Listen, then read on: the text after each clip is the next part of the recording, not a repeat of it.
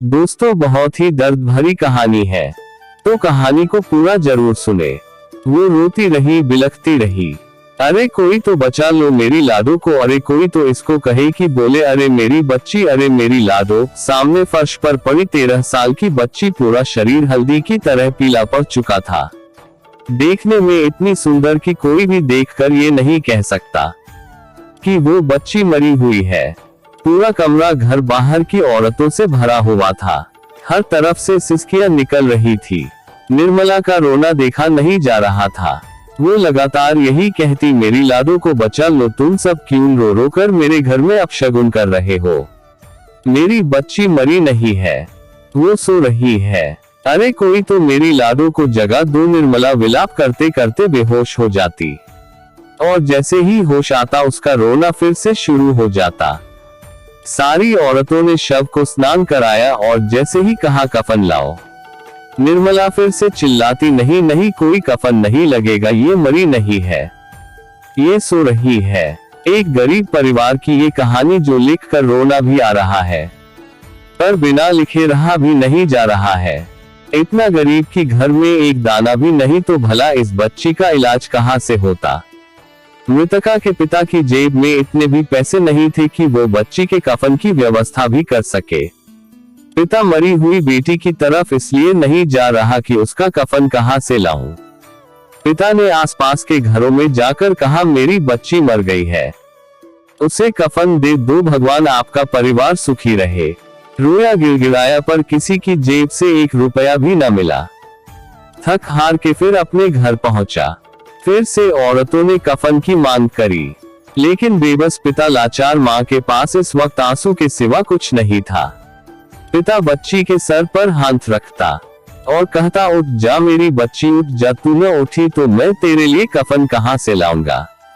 मां कहती, हटो यहाँ से, तुम किसी बात करते हो क्या, मर गई है हमारी बच्ची जो तुम कफन की बात कर रहे हो।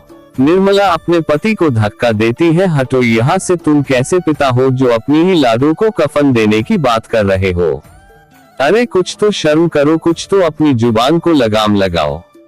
पिता शव के पास से हटकर जैसे ही बाहर आया तो उसके सामने उसके चचेरे भाई खड़े थे। पिता को आशा हो गई कि अब कफन जरूर आ जाएगा। वो अपने भाइयों के करीब आया और उनमें से एक के गले लग गया। भाई, मेरी बच्ची नहीं रही, चली गई। वो उस दिन तुम यदि 100 रुपये दे देते तो मैं इसका इलाज करा लेता, पर तुमने नहीं दिए। चचेरे भाई काफी पैसे वाले थे, पर उनका पैसा किस काम का जो अपने ही घर की बच्ची का इलाज तक न करा सके। उन्हीं में से एक भाई बोला, जब इलाज के लिए भी भाई साहब आपके पास पैसे नहीं थे तो इसको पैदा ही क्यों किया। पिता का रोना थम नहीं रहा था और मजबूरी में वो अपने भाई को भी कुछ भी न कह पा रहे थे। भाइयों से बहुत कहा, अरे पैसे न सही कफन तो ला दो। भाई ने मृतका के पिता को अपने से दूर करते हुए कहा, कफन तो दे दूंगा, पर उसके बदले तुमको मेरे सारे बही खाते फ्री में करने होंगे। मृत लड़की के पिता से ये शर्त लगाना कितनी तकलीफ हुई होगी पिता को। वो तैयार हो गया। निर्मला पागल सी हो गई थी।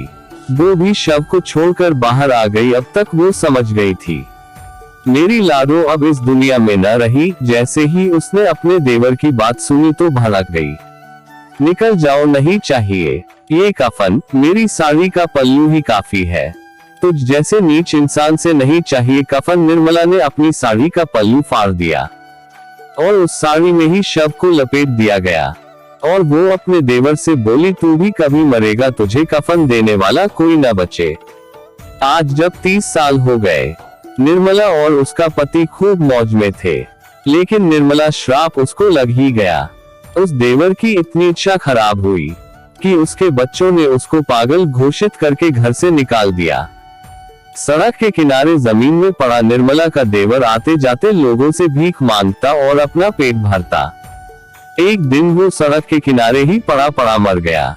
उसके शव के आसपास कुत्ते घूम रहे थे, उसके मुंह को चाट रहे थे, पर उसको कफन देने वाला कोई न था। तो दोस्तों, जो आप दूसरे के साथ जैसा करेंगे वैसा ही आपको परिणाम मिलेगा। और दोस्तों, किसी को भला नहीं कर सकते तो कम से कम बुरा भी करने का ना सोचे। धन्यवाद दोस्तों।